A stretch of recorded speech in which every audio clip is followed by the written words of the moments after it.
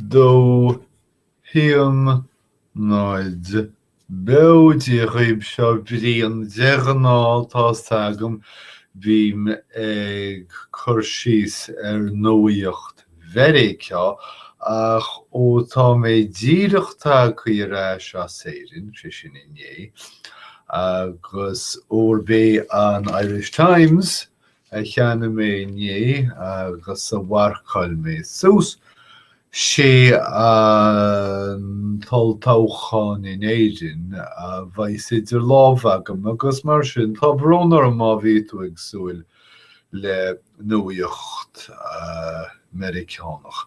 Ach bhíidir amárach tá rion teile le déanamh go mar nó agus má haíonn na taifid seo libh bíchas agah nuair nach mí mi déanna na nuaíochta bí mi déanna stuff cultúra freisin agus breannaigí an bhlog príomháide a bhín sagam inanam chur síos nó léirheasanna agus i lehéid. Táchan 2016 déadtain chuid zeilid an lá ná rire chaithh ag chur síos an oltáchan. Bhí siad tá siad ag chaint srid talún is dóchan focail a bhí siad a gúsáid ach má sé nícham an focail atá teastalm sílim gur bé seismeach an focail a dúsáid mé nuair seismeach leis ní héana am dá mise go bhhain nar chur mé ex-nech an nachchaid nóir cheart. Athrú seismeach i bholaíocht na héireann. Hit chudan bhótaí ina gcéil go súntasach agus go tobbaisteach dar leo fuair siad mar sin féin ráthíocháin díag agus ráithid rud nach bhfuil róghana don pártaí atá gúcht tíomh hirdíomh bhí fianna fáil le trí cín agus dáithid sa tríúháit Sinn Féin bhí sa caint Sinn Féin mar pártaí bhar a ceathair in éireann go dtí le déanaí ní hamhlaí an toras seo sé Sinn Féin pártaí bhar a trí in éireann. Seo í cheist mórnis an féidir le Sinn Féin Fine Gael nó fianna fáil a bhugan seo focail inis nach mai atá sa bhuachtar asáití smáilm sin tá sé marcáil sin ní hé scaoile roiige Péidir féidir le Sinn Féin fianna fáil nó Fine Gael a roiige asáitú as áitíomhar a héin nó áitíomhar a dó in éireann. Sin dúchláán mór dóibh agus ní dóilm gur féidir go cheann tamil eile. Sin an fá go bhainfí Sinn Féin sa bhreasúra tá acu nach chuna leasanna dul isteach i rialtas de heisir bé go fóil. Pártaí an Lucht Oibre na falsóirí mar a thugumsa orthu agus fiú níos nach é seo an ní hé seo an seans an deistem an bheith lorg Camilléir. Tá Camilléir beag an in beag róláidir. Séitir bléige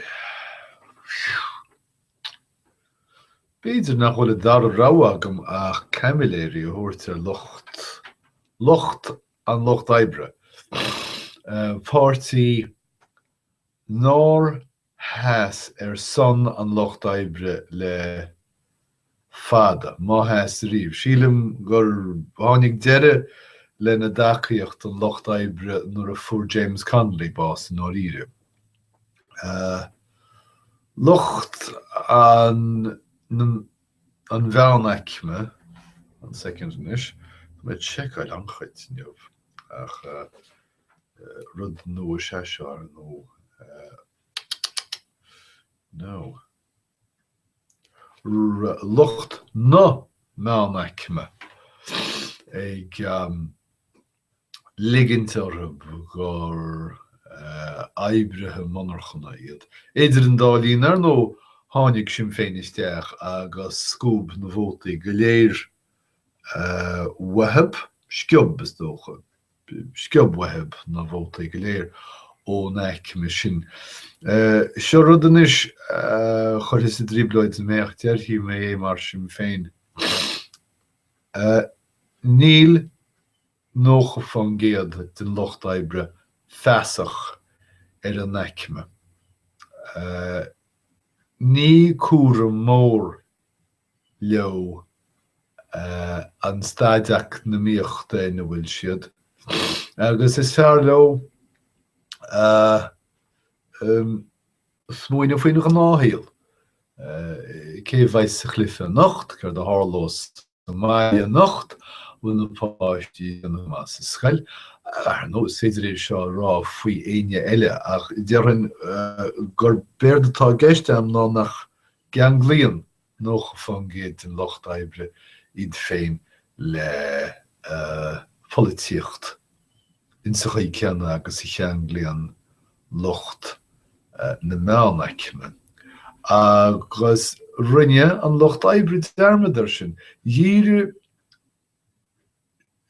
siad iad féin orb siúd chás leo an strachailt eicme. Agus sin iad locht na meannaicme. Ní hiad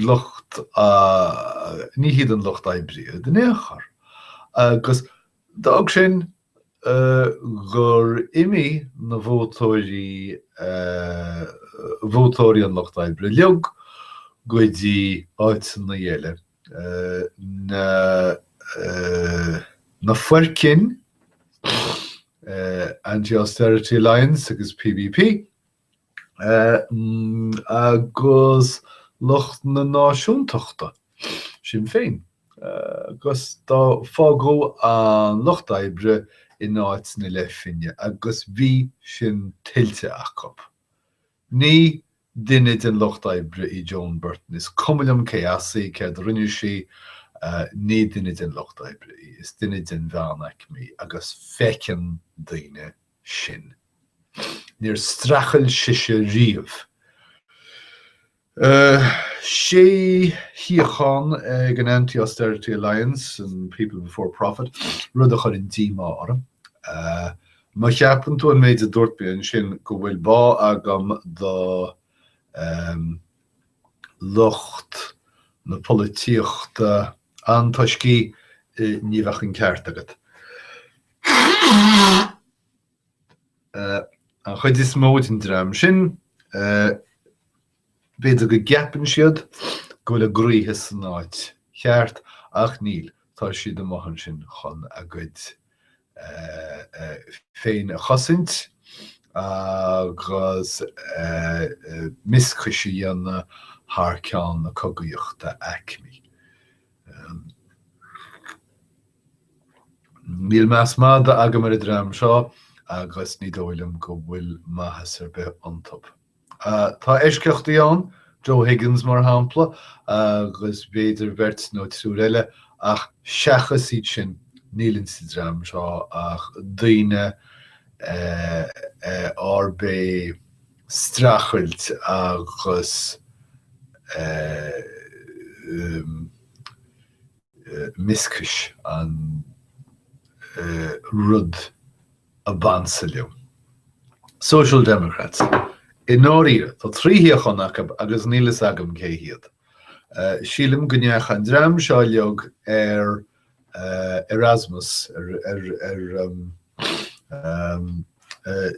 Deontas Erasmus sna 8 na nóchatí, agus tháinig go ráis ó hiortha mar an túlainn agus Jarmain le smaointe faoi orpachas agus Aontas.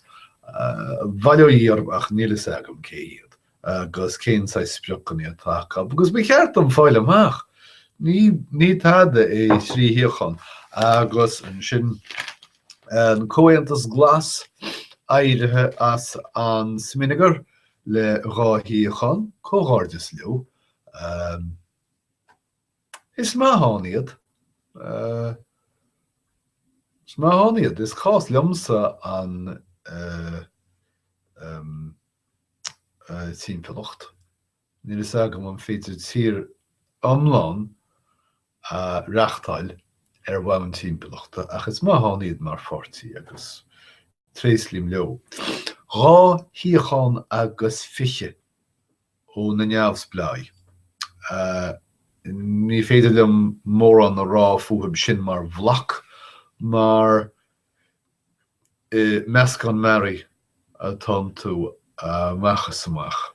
Na Healy Rays, Geary, Locht an Ospidéal Ros Cumáin, Locht na Móna, i ngáile her, Catherine Conley i ngáile hir, agus dal an scíal. Is liom a chláisteáil gur hepar Trevor i ngáile mar bhí cheartós an cúigú siochan a bhaint i ngáile ach sin mar a bhíon sé bhíle go léamh bhóta Trevor cóghardis. Now, na scéalta. Stephen Collins, deir sé sin go bhfuil rá eile thar an mór chóréaltas atá túrtha. Ní féidir mé lé mé an talt agus ní acu mé mór an mar gar a ráha. Miriam Lord gúsáid meafar agus imirtas focail faoi bhainneáil ag chur dánaíochta i le na báirtithe, ceartaice. Diarmaid Ferriter, ní liom wathe sin Diarmaid Ferriter. Fáil sin sé sin ar wathe leis féin agus sin méid.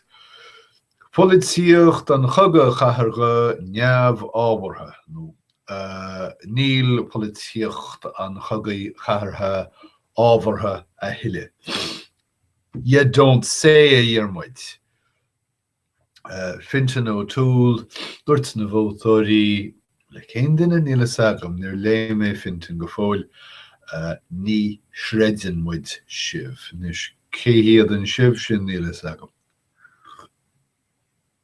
Cibé tá 10 lá ag na páirtithe agus na ceannaraí an margaíocht capaill a dhéanam más cadhacht an Gaeilge chur bhéarla i dtaobh rialtas a dhéilibhiú. Déilibhí. Tá sé ráite agam agus tá sé ráite agam. Tá na chéad óheall se má hensanis. Tá na chéad bhearta. Ha.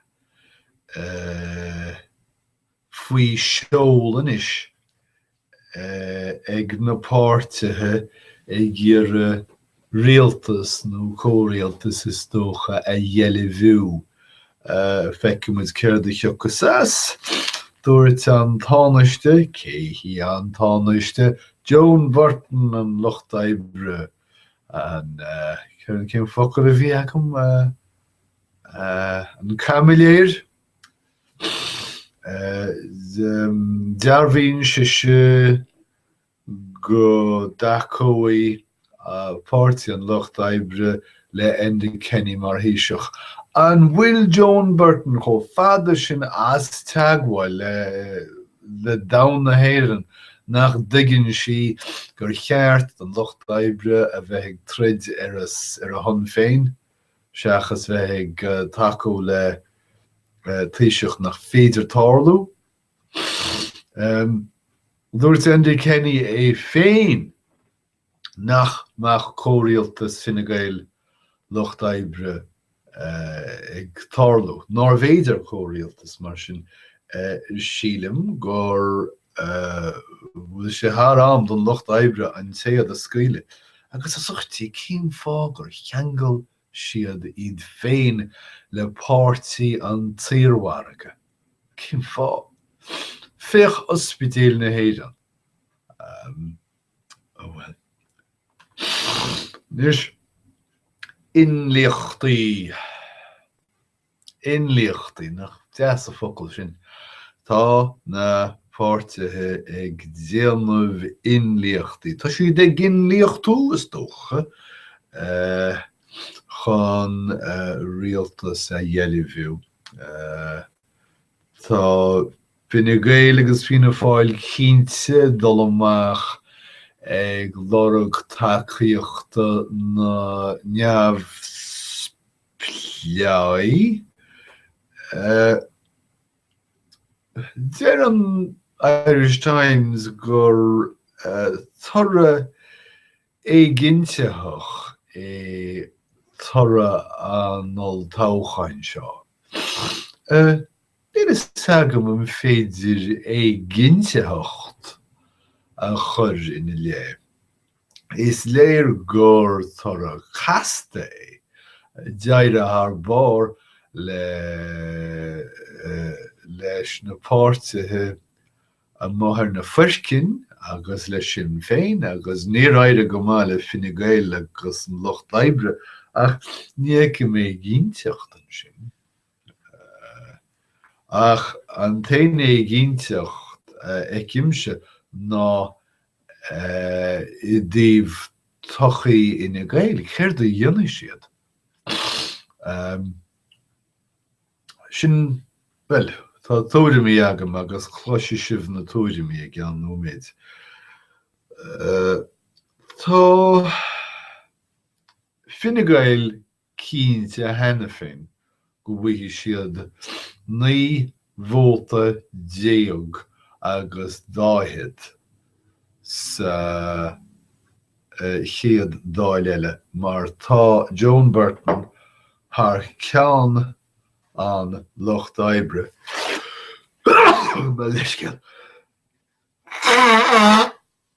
Sa rééis tuairt le fios go dúirí an Locht Oibre tacaíocht ró. Sin chuigeadú Fine Gael mar sin agus 7 eile ón Locht Oibre. Níl mé cinnte bhfuil 7 ag an Locht Oibre go fóill. Cathú é an ó Riordáin amach maidin in jobh agus bhí siad ag súil leis sin. Tá sagam go bhfuil duine eile ón Locht Oibre fós nóíocht gunda na mí, beidir? Ní mé cinnte fa sin. Ach cibé go bhisdomsa go dtí seo nílach sé cín ag pártaí an Locht Oibre, sé vóta, sé teachta dála, agus tá 7 I testáil wathe chun ceart láimhe a bheith acu sa dáil. Níl is agam chóras na dála ó híomh láimhirte. Chaithe go bhfuil chóras sa cínte an, ach ar nó ní raibh an Locht Oibre ag súil go méidí spéitir ag dul duile mé an grúpa techniciúil. Nis, sinna méid a bhaid na pártathe go léir ag tuairt le fios ar nó gur tír agus chóras cósaí a bhaid sa teastáil waithe agus ní gádúin ní cheart dúin árasacha hefan nús sin ar nó or féin is mó bhaid siad ag smaoine sílim. Sin tá 9 vóta 10 agus 3 ag teastáil chun mórmh a bhaint amach. Ar nó bhear le cibé rialtas a bhaid an 16 sin a dhéanana sús in blochanna. Níl maithas ar beán ní bhaid maithas ar bethe bártaí ag lorg vótaí na neamhspleáid a bhaid sa trid i measc féin ná bí caintear chóirialtas. Seo hiad na féidirtheachta dhéanais. Chóirialtas idir ina Gael agus Fianna Fáil. Ainion na méid a chluise maid idir i neamhainn chéad lá Márta, an 10 lá Márta agus an 10 lá Márta sin an ráha is mús dóchúlaí ach cé go bhfuil mórchuid ina Gael nach chuil piansa peidir bé ige mar fortí ar nó sás na doristeach géin duine in éon chóirialtas i Theoras Cúach dóibh. Fianna Fáil rionteach a ligint ar gur seanan dúirí iad agus nach chuil ag iad doristeach leis na léonnta gorma agus cínte bhí siadsan go mbeidh ar a bártaí daingniú áil ar a réiteach seo in ádeis speisialta. Ach, déanana siadsan níl prionsapal ar beag Fianna Fáil ach irid. Rialtas ina Gael le tacaíocht Fianna Fáil. Nus, saolaí Fianna Fáil ag úsáid stratéis tábhachta. Ach, seans má go dála sin, níl Fianna Fáil réib nó sásta dul isteach i rialtas go fáil agus ní dóilm go bheicemuid a rialtas iad. Fágann sin Fianna Fáil le cruacht láidir ganfreagracht rialtas ach fágann sé Fine Gael ag ampar an wicéid haar ceann a rialtas. Deachar. Rialtas ina Gael le páirtithe eile idir meascán idir an Locht Oibre, na Social Democrats, Comhaontas Glas agus daoine eile. Saolaí rialtas mar sin a chuineála chéile. Saolaí an Comhaontas Glas a ráis a go rialtas le Comadaigh. Ní tharla sin. Fánaí an Comhaontas Glas bhreasúra. Fianna Fáil le páirtithe eile. Níocim sin a tharla bhacharid. Fianna Fáil sin féin le cúnamh ó dhaoine eile. Ní móid in éonchar go dárlóach se sin. Tá Fianna Fáil ráitís go geanglófaí iad le náisiúnachas. Ag fan ó trófáda amach ó hin féin agus féidir leo. Mar an gceanna sit seo eile, tá sin féin rééis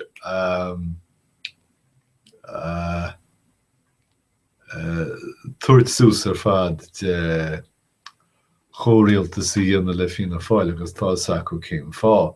Tá dá fortaí ró chosúile chéile. Tá coppla ráhfuil an ní hardóid siad. So sin iad na scéalta móra, cad marall na scéalta beaga an aimsir inné bíochas a go bhí mé néidirine fear seachtaine agus thóg méid de aimsir Vericá liom agus fabhrónarm éire bhégan dom an de aimsir a thuirt reis liom go Vericá né agus fágam sibh le aimsir fiochanach. Deir sé rágan í báisteach, níach mis rágan í báistí maidin inné chonig mé díle ag titmanúsar agus muid ag etilt súsins nos chamuil. So seachas rágan í báistí, tu muid a caint bháisteach seasmach. So slán tá bhránarm tá sé fágaí tá bháisteach seasmach fágciam libh brónarm. Frank Kelly an taisteúr deir siad go me fear úsa lé níor bhfuil mé riamh leis ach bh fear inúné dar le ga chéine a bhfuil leis agus is mór an trúa is mór a chaidúinte. Ní raibh séach 67 ach bhfuil Parkinson's é. Níl is agam cé hí Tanya Sweeney, níl is agam an ise dúirt sé seo ach deir sí gur féidir a bheith I de imíneach tuig an Norvéidir agus tú ag slugad siar haute couture ar a garpéid dearg. Stocha gur féidir. Go tuig an Norvéidir bheith de imíneach agus I breanú go má. Na brónar mátá sin mátá cléantacht nó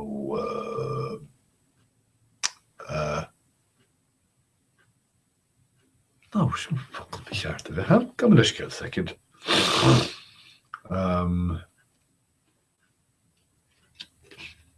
Go sé hána seo an muna bhfuil. No! Nach eisteach nó focail nach míon agan a cheapan muid atá agan. Gnéas chléanta. Ha! So, bhéidir gur tháinig sin trasna mar gnéas chléanta, mar tháinig sé ó bhéal ir. Más álaí bí chabaibh. Tá mo thuaidh mí féin agam. Hillary Clinton deire lí in South Carolina, sílim, go bheith chláir sí céad almhua Bernie Sanders. Ní hí an ínta sé sin, bhí méid túir ón teachtain seo caite amach nach naireoch le Bernie Sanders sa deisceart. So sé tá Hillary Clinton ag grothú momentum ag agus a brethir Bernie ach ní chaitheann Bernie amach as an áireamh go fóill. Sport. Tá dawn an takeir bia sásta le Marcus Rashford 8 bliana déag agus I gimmert sachair garmiúile le garmiúil gam leis céil le Manchester United. Tá sé agus Manchester United taréis dóchas Arsenal a leacu. Tá Man United chéir sa chuig go bháid sílim sa Premier League faoi láthir Arsenal sa trí bháid agus iad ag tuairt mas faoin chéadáid agus teideal na léige? Leis go. Bhí cheart sin a bheith an béidir. Déirin banincinach chovis agus banincinach. Tá siad a gíre teidir na léige a bhaintach ach is chosúil gur leachaí Man United an Thomas sin an iirecht sin. So sin iad na scéalta móra ón Irish Times ó iné déúin an naúlá fichiid ní féhragá bhílas sédíag fágcimé sihannis agus gcuim ráté oribh go léir go dtí chéad úr eile. So slán tamil agus bhain mé tanna bheit sé láhairt libh mar is an dúir.